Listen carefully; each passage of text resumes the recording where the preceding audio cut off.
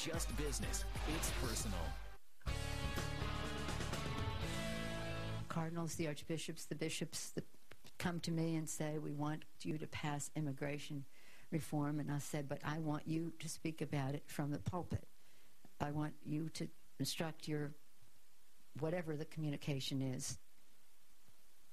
The people, some who oppose immigration reform, are sitting in those pews. And you have to tell them that this is a manifestation of our living the Gospels. House Speaker Nancy Pelosi suggesting even our priests, our preachers, our rabbis should push her liberal agenda. Yet poll after poll shows Americans overwhelmingly support Arizona in fighting illegal immigration. Joining us now because he was watching Street Meat yesterday. He was fired up and he emailed immediately after California Congressman Brian Bilbray from California. I said, Congressman, why is the left so against a law that stops foreigners from breaking the law? Look, it's absolutely absurd. And let me just say to Ms. Pelosi, I'm a practicing Roman Catholic. My bishop said, keep up the good work. But you got to remember, Eric, I'm one of the few that have rescued illegals when they were drowning, they were dying. If Ms. Pelosi thinks that it's such a great effort to encourage people to come here illegally, to tell the world you're going to reward people with amnesty and for coming here, and then not talk about the fact of the deaths and the exploitation by employers that happens by her words, her encouragement, I think those of us that know the border, know this issue, realize that for Pelosi to even talk about amnesty is absolutely immoral and wrong. It is causing more people to come here illegally and causing the breakdown, not just of our border, but on their communities, the impact on our economy across the board. I want to get to that in 1 second, Congressman, but first let's say on Ms. Pelosi's comment to the bishops, to the priests, saying, hey, use the pulpit. You know, I'm thinking of, you know, those on the left or some far left would say, hey, I don't want to hear one nation under God in the classroom. I don't want to see in God we trust on their currency. Yet she wants to use the priest and preachers' pulpits to push an agenda. Oh, yeah, well, that's the whole thing. Kind of selective realism there is where she's saying that, well, the religious people should stay out of politics, except when you want to push my agenda, and we're going to package my agenda as somehow a Christian proposal. I think that if, you know, she would be the first one to throw stones at somebody on the conservative side saying the same thing. So I think that we really got to start talking about this. And then for her to continue to do that. And, Eric, I spent most of my casual time south of the border. I wish she would go down and listen to what a kind of reception the people down south, when they hear the Speaker of the United States Congress, of the House of Representatives, talk about amnesty, you know, they are saying, oh, well, the government's saying come up illegally, that laws don't matter, that our immigration policies will never be enforced. And that is really creating a whole new wave of concerns. And that's why we have to defeat this right now. We were successful last year doing that, and you saw illegal immigration drop off dramatically.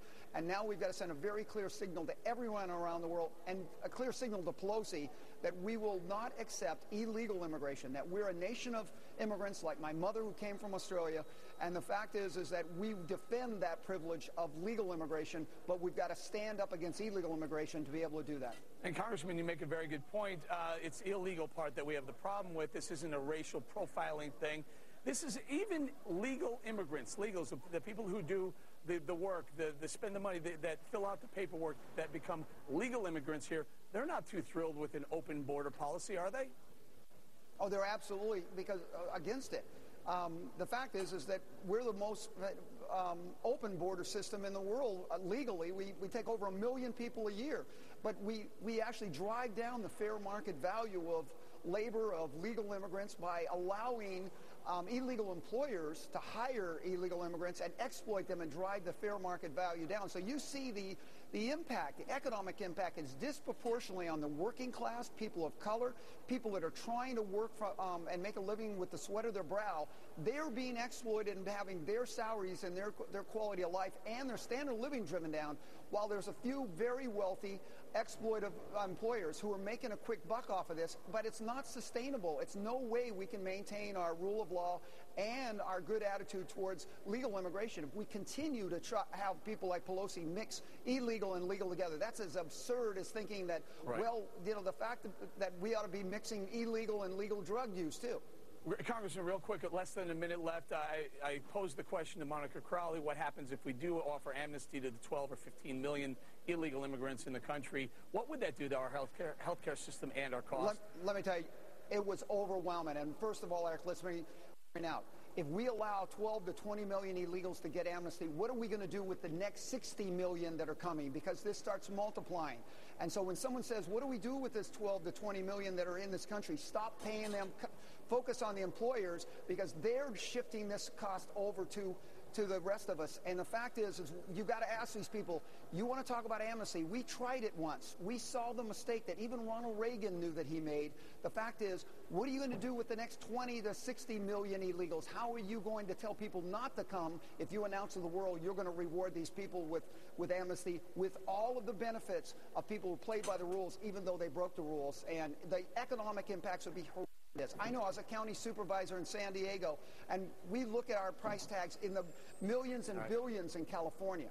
Congressman, thank you very much for emailing us. Thank you for that email. We got you on. We really appreciate you here on Happy Hour.